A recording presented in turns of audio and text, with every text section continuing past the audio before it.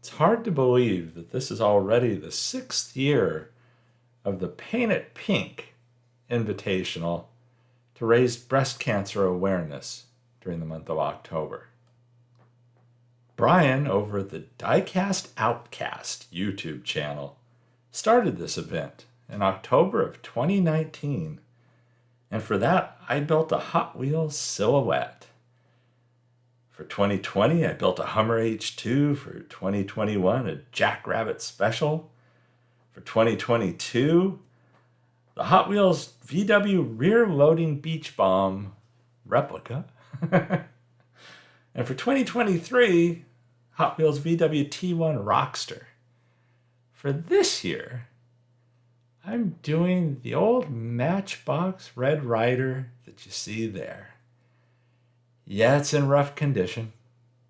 It's more dirty than anything else, and obviously missing the engine. I've done a couple restorations lately of a casting very similar to this. The Cosmic Blues and the Red Rider castings are very similar. And I restored a Big Banger and a Brown Sugar. But it frustrated me on most of these castings. I have several of these castings, and virtually all of them are missing the engine. So that was something I wanted to try and overcome. I had an idea of what I wanted to do. Now this casting is interesting. It has the center section, a center plastic section that you see there, that has 2 posts at the front that you need to be very careful with, because it's easy to snap the tips off the ends of the front bumper if you're not careful. Fortunately, this one still has the tips to the front bumper. A lot of them don't. And that's going to be like one of my next goals when I do another one of these. You can see this thing's covered in dirt. And it had red glass, but we're doing Paint It Pink. Yeah, I washed it there, but there's still some dirt, as you can see. But it cleaned up still pretty good. And the glass I was thrilled to see was as good as it was. But yeah, that red glass, I don't mind it right now because, like I said, this is a pink build. There's a little flaw to the engine, well, one of the exhausts I mentioned there. And the engine's just totally gone. So the idea is to take a muscle machine. You know, I really like the Muscle Machines castings, and I've, butchered them several times to steal parts. I've used the scoops off the Muscle Machines for the other 2 restorations of the castings I did, the similar casting, because they had the basic engine itself just missing the scoop. This is missing the engine entirely. And there's a problem, because you see there's that shelf in the engine bay that keeps the engine from sitting as low as it needs to, and it's going to keep it elevated above the front lip of the bumper, or the front edge of the hood. So I need to sink that down, not only for appearance from the side, but from the front. And I didn't want to build the hood up to that edge, because it wouldn't work. It'd look off. So, yeah, I'm going to end up cutting that, obviously. Now, since I'm ripping apart this muscle machine, I'm taking the wheels. The wheels on this are size-wise fantastic for this particular Red Rider casting. If you really look at the Cosmic Blues and the Red Rider castings and then compare that to the style of the Muscle Machines castings, they're very similar. If you read Cartoons magazine when you were a kid, and if you're as old as I am, you recognize that style, the exaggerated look that most of us love. So you can see it's almost a perfect fit.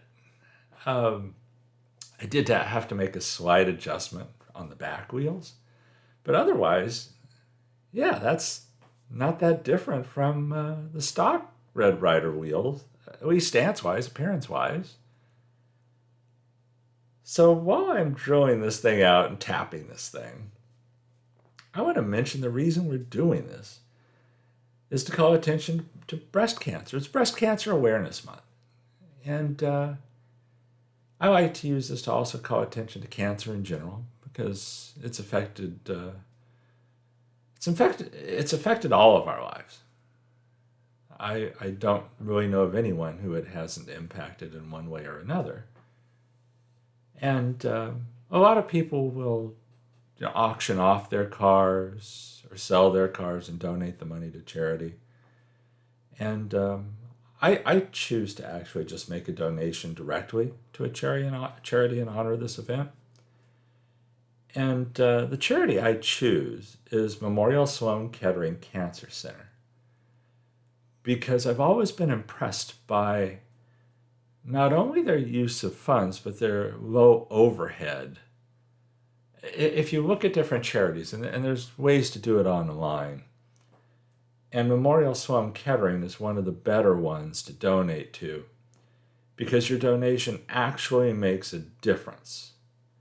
It's not just going to administration or just to get more donations. They're very effective and good at what they do, and I respect that quite a bit. And that's why I choose to donate directly to them. And I will have a link in the description for this video. And if you choose to do so, I highly recommend them as a place you can donate for this cause. But back to the build, yeah, I need to cut out a big chunk of that engine area. I need to get that shelf out of the way. And I know some of you are probably looking at this and going, why don't you have one of those tongue things on your bench that makes doing this kind of cut so much easier?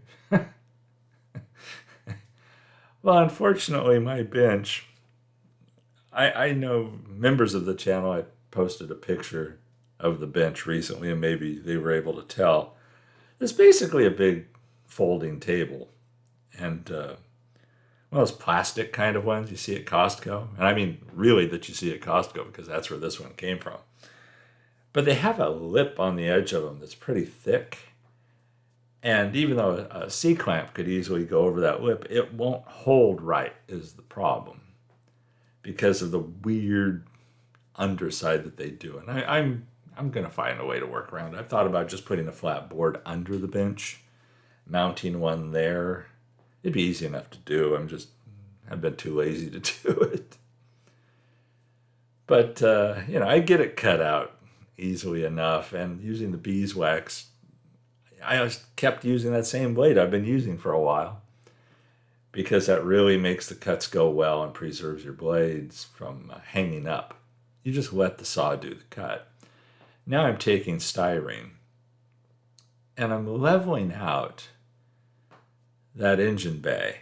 I'm getting that shelf is now out of there, but I need a base to put the engine on. And I'm just leveling it with that front part of the engine bay, the part that was already there, that was lower. I hope seeing this visually helps make some sense. And this, warning in case you didn't notice already, this is a long video. Longer than I intended. And I've edited the heck out of this thing to get it to this point. But I wanted to leave in things I think you'd want to see. And so there's maybe more here than somewhat. But I get that piece fitted in there, and I use CA glue to hold it in place at first. I just tack it in with CA glue. I like to do that on a lot of things like this. When I know I'm coming back with JB Weld to do things. But what I also needed to do, because that engine is narrower than the stock engine, as you see there, I need to fill in the sides. I didn't want to be lazy about it and just leave those sides open, spray paint it, and go, oh, look at how wide, how big the engine bay is. Well, yeah, that's kind of how it used to be. There used to be room alongside an engine in the engine bay. Not like today. I had a 65 El Camino, and there was so much room on both sides of that engine, it wasn't funny. It was very roomy. But you weren't going to make a hole in the hood the same width as the engine bay if you were popping something out of the engine bay. If you're going to have your scoop sticking out of it, it wasn't going to be the whole width of the engine bay. So I needed to get this hood filled in, the sides of the hood. And so then I'm doing that with JB Weld, which I'm certain comes as no surprise to anyone who's watched my videos. You may have also noticed that those sides that you see there, the walls, the new walls that I put up in there alongside the engine, stick way up past the height they need to be. And that was intentional. Those stay. I do not remove those. Those are not being used as a mold to be removed later. No, those stay in place, which is why I'm kind of being careful with the JB Weld around the inside edges of them. But I fill that in, and basically what I just do is sand the excess away. I'm fortunate in that the hood area of the casting, there's not a lot of compound curves to that hood. It's just a slope. And I can sand down to a slope. And I do. I started using the file, like the file you see at the top there. And it was like, this is going to take forever. So then I busted out the emery boards. Emery boards are fantastic when you want to take down material quickly. They work well. They're stiff, so they don't really flex a lot. Now, I'm not saying this is perfect at this stage. I also drilled a hole so that I could mount the engine in later. But it was good enough, and then I put the Bondo spot putty that you see here. This is the first pass, and let's just say there are a lot of passes on this. This was the first pass. Well, second pass, I guess. I took down the JB Weld and the styrene sides with the first pass. And then once that was smooth, I could tell there were still rough areas, even without hitting it with primer yet. I could tell there were rough areas, so then I hit it with the Bondo spot putty that you see there. Took that down. This is, I think, 5 times actual speed, if I recall. Yeah, I do not file that quickly. You see the Bondo dust going everywhere. It's like a body shop. A very small one. I take that down, and I end up, in addition to filing this off, and you can see that you can see the metal alongside the JB Weld that's there. You do see some very small spots remaining of the Bondo spot putty, because that's all that it really needed to fill. And that's one thing about taking care when you put in the JB Weld, and why I like using a toothpick with it, and I don't just dump a bunch in there all at once and then pat it down kind of thing. You're going to want to apply it somewhat carefully and work it in there. You don't want air bubbles. You don't want pockets in there, because that just makes more work for you later. What I've learned is the more effort you put in to doing it smoothly, slowly and smoothly, when you're putting on the JB Weld, it pays dividends when you go to smooth it out. And as far as needing to redo things or add to it, taking your time, using the JB Weld slowly and carefully, it's not going to cure that fast. And I use the original JB Weld specifically for that reason. I know some people use a faster version of JB Weld. I don't, because I like that work time that it gives you. It's definitely an intentional choice on my part. I did have to file down the rest of the casting. As you can see, there were still a couple spots that needed more of the Bondo spot putty. And so what I did in this case is I just wrapped an emery board, because the emery board itself was a lot rougher than the sandpaper that I'm using here. And so I'm using a very fine sandpaper at this point, taking down those Bondo spots. And the same thing kind of goes for Bondo for me, too.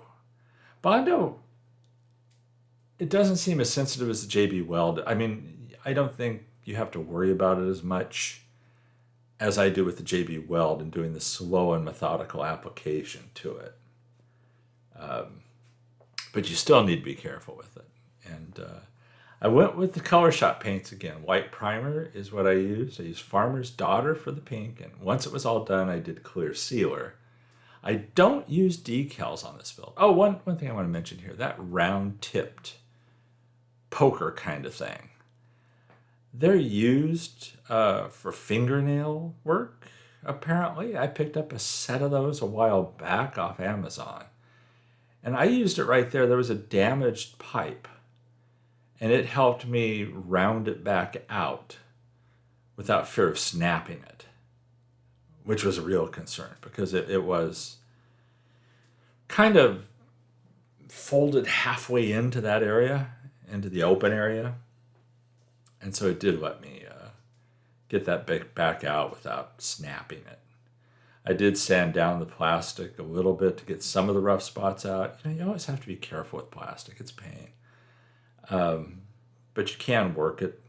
Again, just kind of being patient with it. And accepting the things that you can't seem to do with it. I do end up spraying that black, in case you're curious.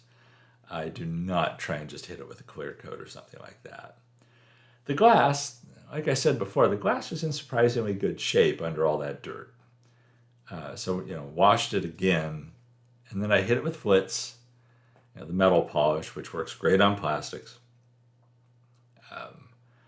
A tube of Flitz lasts you forever.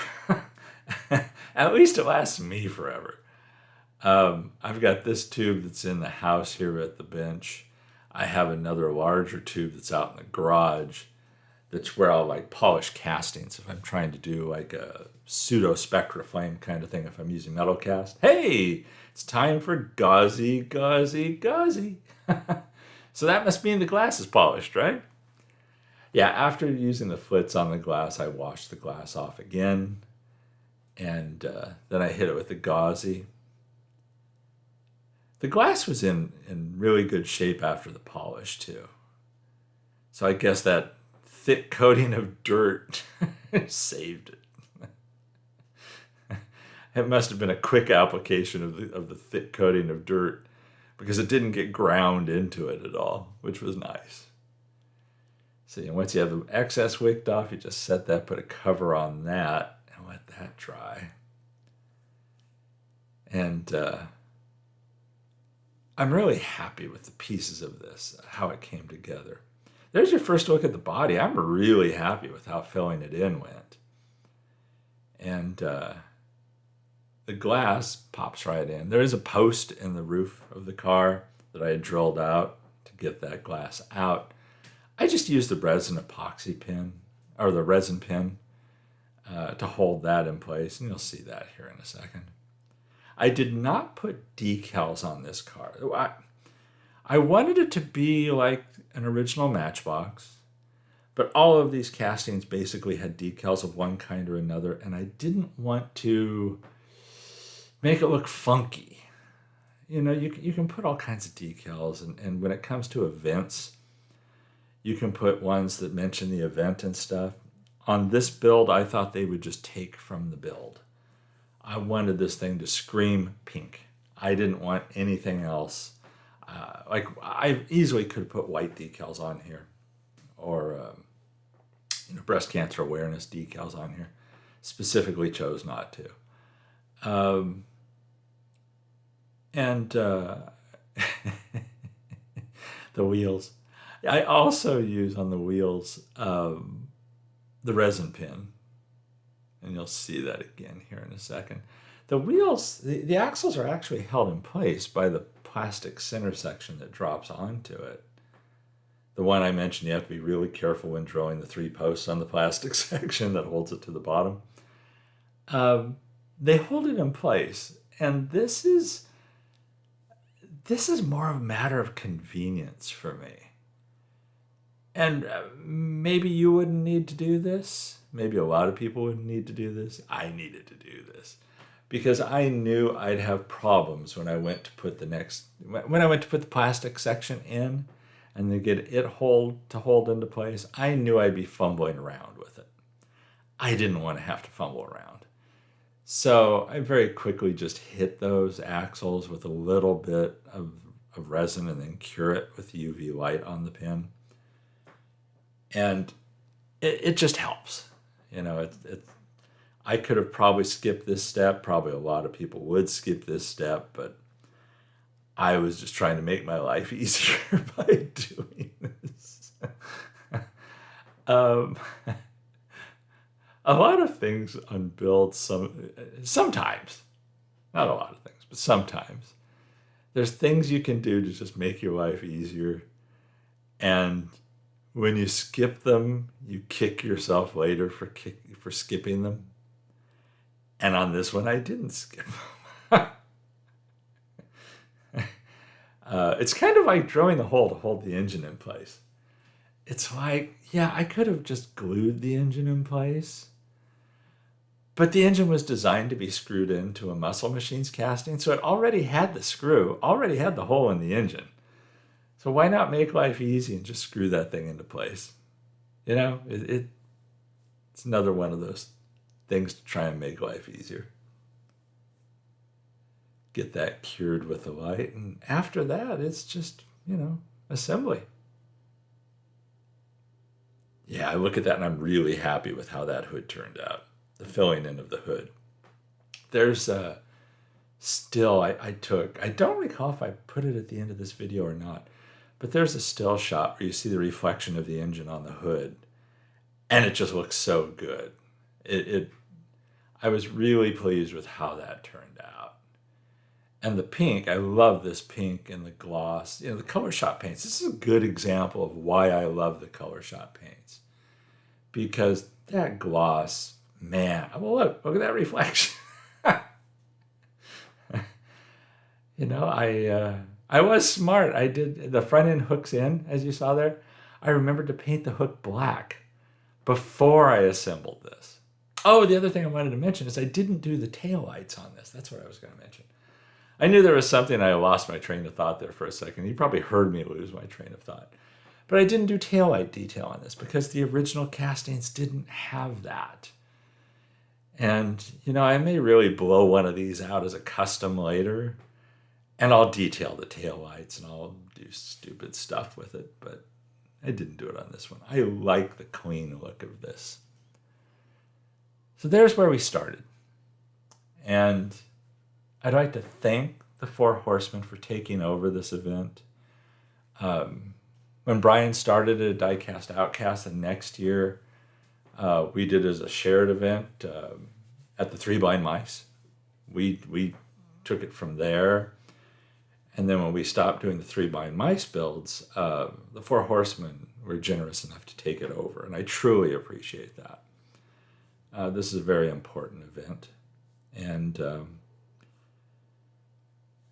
it means a lot to me.